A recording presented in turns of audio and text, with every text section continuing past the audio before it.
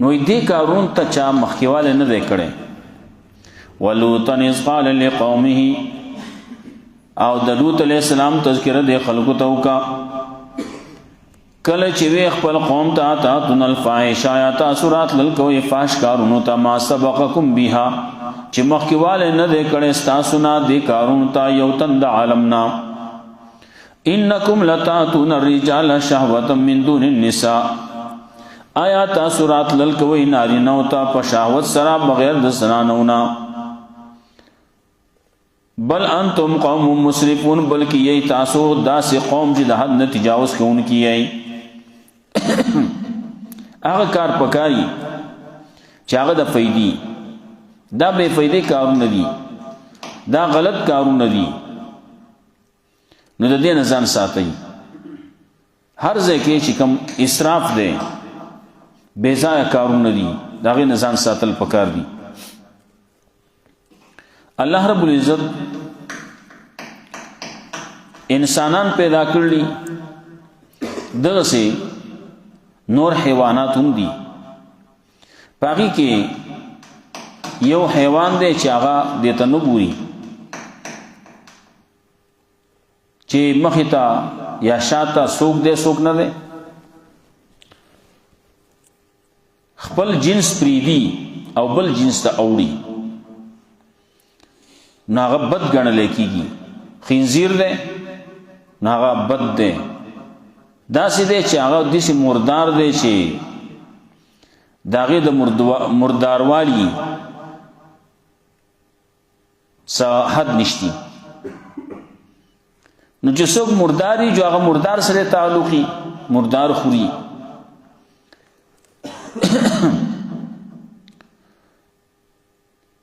ناغه نجس العين دی داسې پلیت دی چې داغه هیڅ شی پاک نه دی داغه که سرمن دا که داغه اډو کی دی که داغه غوخه دا څه شی داغه پاکیږي نه پس څه طریقې باندې نه پاکیږي هغه ته نجس العين وتوي. وس سپه دی نو اگر چې سپه کې لګوډي اختلاف شتي امام شافعي رحمت الله علیه هغه وته وی چې دام نجس العين ده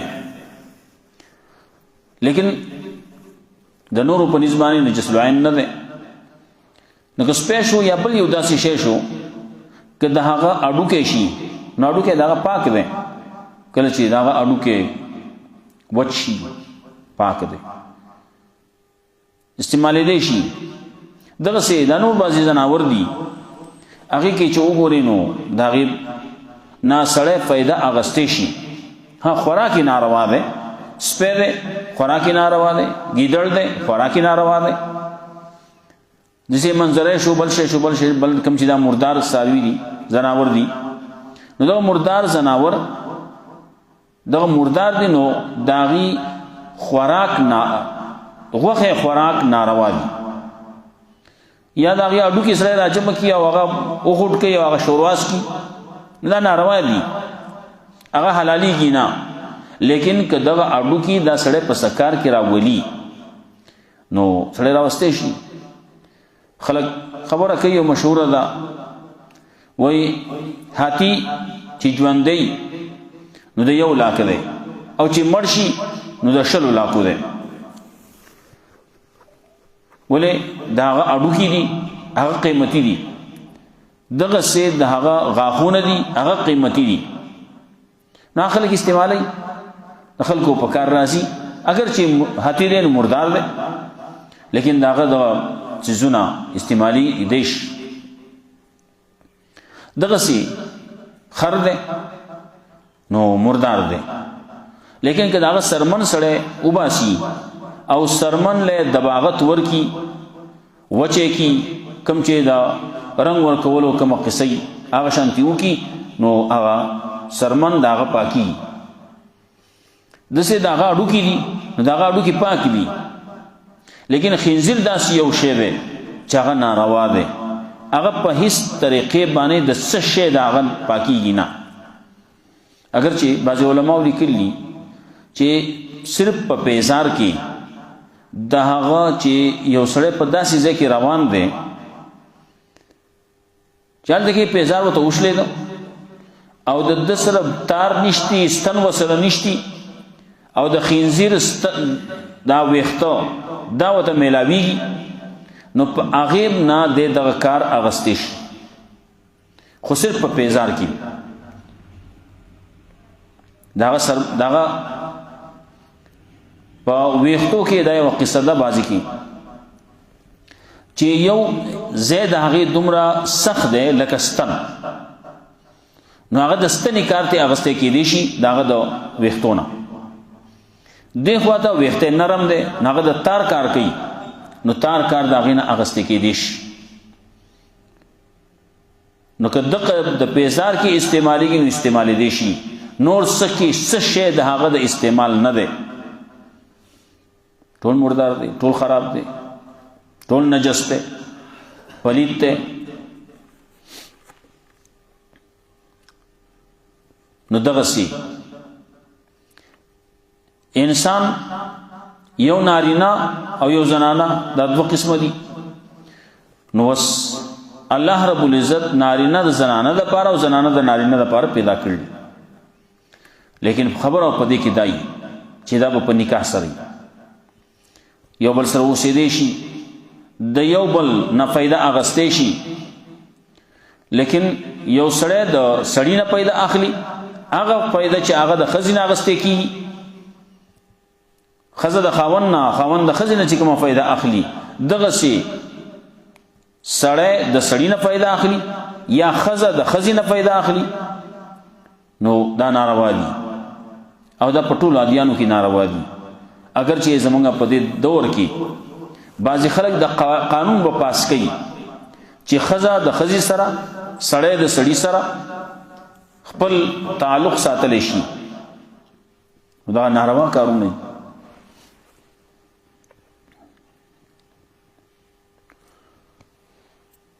نو ځکه الله رب العزت وایي ما سبقکم بها من احد من العالمین مخکیواله نه دکړې تاسو نه دې کار ته یو تن د عالمنا انکم لتاتون الرجال شهوة من دون النساء یقینا تاسو راتل کوي نارینه او ته شهوت سره من دون النساء د خزنا علاوه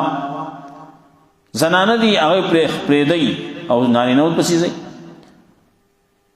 د نارینه سره هغه تعلق قائم وي یا زنانه دي د زنانو سره دغه تعلق قائم دوم ناروا دي تجي بهر ملکونو کې بعضی ملکونه داسې دي چې هغه د قانون پاس کړل ادا زموږ پاکستان کې هم دا قصه چلی دا هغه یو بیل پاس کاو ناغي پسې بیا علماء را پاسیدل مسلمانان را پاسیدل او هغه شی هغه سو رکاوټ کې شو بیا وروسته پته نه لګي چې پټ پټه کا پاس کړی وی با ट्रांसजेंडर څه شی وو پته نشي خپل جنسیت سره بدلی سړی ځان نه خزه جوړي خزه ځان نه سړی جوړي دا د دو اختیار دی او دا اختیار الله ستانه اغسته دی الله ته پیدا کړي چې کوم شی پیدا کړي اق شان دي ځان او سوا هغه شان دي پاتې کیږي بل انتم قوم مسرفون بلکې تاسو داسې قوم چې د حد نه تجاوز کوونکي یې وما كان جواب قومه الا ان قالوا اخرجوهم من قريتكم نو جواب د قوم داغه مگر دا چې وي اخرجوهم اباسي دي لرا من قريتكم د خپل کلینا د خپل کلینا داخله کو باسي څوک دې لوط عليه السلام دې د لوط عليه السلام سره ملګری دا اباسي ولی انهم اناس یتطهرون یقینا دا داسې خلک دي ځان پاک پاک کوي دي ځان پاک پاک کوي ځان ډېر پاک غني نو لري کوي امه هټول یو شان خلک یو با د دې نور زین کې تذکرہ الله رب العزت کوي کلا د دې تذکرہ په دې شکل کې کوي وتقطعون السبيل تاسو کټ کوي لاري شوکی کوي نیو لارې کټ کول دو مطلب ده یو مطلب دا دی چې تاسو شوکی کوئ، ډاکې کوئ او دا ناروا کار دی. دویم دا دا چې لارې کټ کول مطلب دا تاسو نسل کشي کوئ، نسل ختموئ. تاسو چې کم کار کوئ نو په دې باندې نسل نه چلیږي. ولې سړی که د سړي سره خپل تعلق قائموي، ښځه که د ښځې سره خپل تعلق قائموي نو په هغې کې نسل نه زیاتېږي. نو دې ته ویل کېږي د لارې کټ کول، تقطعون السبیل. کومه لار چې الله جوړه کړله دوی هغه کټ کوي، هغه قطع کوي، هغه ختموي. بل لار د دین دا، د دین لار تاسو بندوي. کلا په بل طریقې باندې الله وی وتعتون فی نادیکم المنکر، تاسو راتلل کوئ په خپل مجلسونو کې په ناکاره کارونو باندې، په منکر باندې. د دې بازي کارونو شپېلې به وهل، لاس به پړقول، د مجلس او ادبي نو چې هغه ټول ډمانی نو بیا به د هغې ټول دغسې حلي نو ټول پکې دغسې ناست دي. نو هر یو سړی پکې بیا دغه کسب کوي. نو یو دغه کله کله مقابلې به هم کولې وي. په زموږ د خلکو مخکې به مقابله کوله، پاسېده به نو چې د چا د زنګونانو نه ټقارې وځي، دا ټقارې به ویسته، هغې به بل شان اوازونه کول او د هغې کې به یو بل سره مقابله کوله چې چا आवाज به زیاتی، د چا هوا به تیزی. په دې کې مقابله وي. دا ناکاره کارونه وو، ناکاره خبرې وي. نو وما کان جواب قومه، نو جواب د قوم داغه مگر دا چې وي اخرجوهم من قريتكم وباسي دي لري خپل کلینا، انهم اناس يتطهرون، یقینا دا داسې خلک دي چې ځان پاک پاک کوي، دي ځان ډیر پاک غني دا لري کوي کلینا. لوط علیہ السلام بارکی وی چې د ابراهیم علیہ السلام ورارو نو د دې شي نو د دې وجنا هغه وی د خپل کلی نه باسي، دا پردې خلک دي لری کوي. او دا خبره د لوط علیہ السلام یو ځای کې کوي. لوط علیہ السلام پسې چې کله هغه ملمانه راغلي، ملائکه راغلي، نو دی لوط علیہ السلام ته یو بے ارزی ودرېدل، کاش زما قام قبیله وې، زما د قام قبیله د وجنه تاسو به مې دفع کړې وې، د دې خپلو میلمنو عزت به مې ساتلی وې. کله ورته وایي الیس منکم رجل رشید،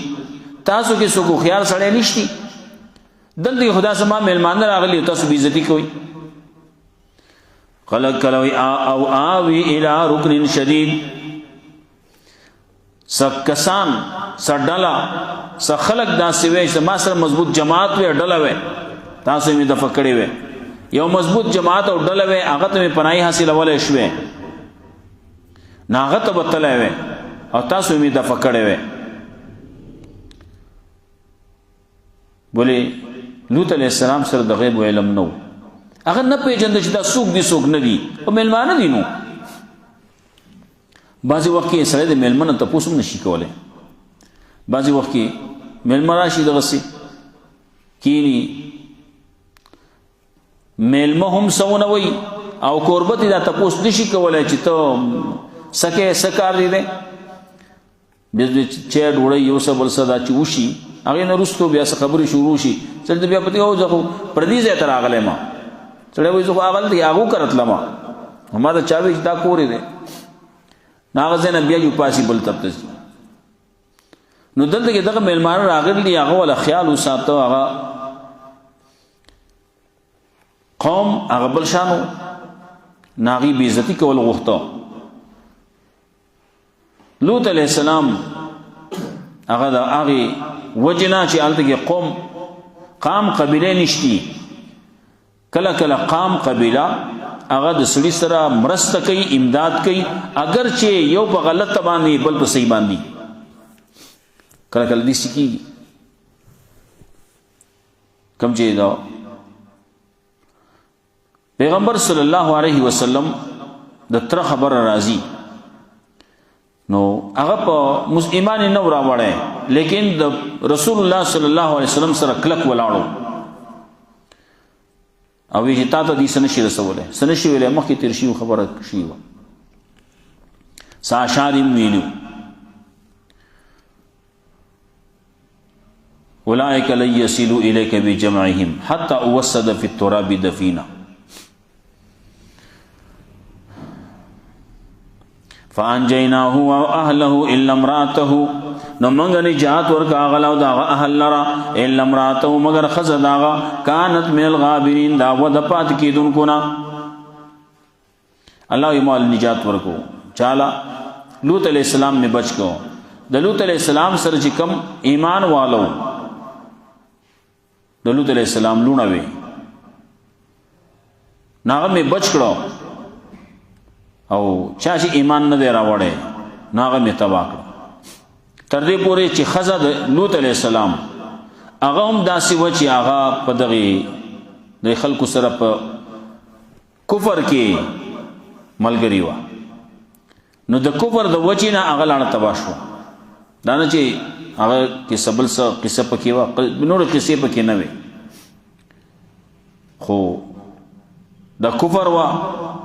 د لوط علیہ السلام خزه هم کافر وا کافر سره په وخت نکاح کې دی شو او دلته کې دی هم یو قسم داسې تاثر ور کوي دا خزه چې ما ایمان راوړل نو دا د منافقت غو خبرې چې یو طرف ته ځان ښکارا کوي چې زستا ملګری او بل طرف ته پپټ باندې په منافقت کې ځکه کې ایمان نشتی رستو سورته تحریم کې راځي دو خزی دی یو د لوط علیہ السلام او یو د نوح علیہ السلام کانتا تحت عبدین من عبادنا دا زمونږ د دو بندگانو نیکانو بندگانو خزی وی فخانتاهما نو خیانت وسره کو نو خیانت په دغه وکړو چې پس هغه مسلمان هغه پیغمبر دی هغه د مسلمانۍ خبره کوي او دی سګي پزړه کې کفر ساتي نو تباشوا خزا خاون بچ نکړه بچ نکړه شوا د لوط علیہ السلام خزا د پیغمبر خزا دا الته کې د نوح علیہ السلام خزا وا او د نوح علیہ السلام یو زوی بکیمو هغه هم تباشو هر دور کې دغه سی کله خپل سړی خپل زوی سړی بدنام کی خپل رور سړی بدنام کی کلا خپل پلار د وجینا زامن هغه په غلط روان شي نو سکی هر دور کې دغه سکی فان جینا واله الا امراته من نجات ورکو هغه دا الله را الا امراته مگر خزه دا كانت من الغابرین دا ود پات کې دونکو نا وامطرنا علیهم مطرا او باران کوم په دی باندې باران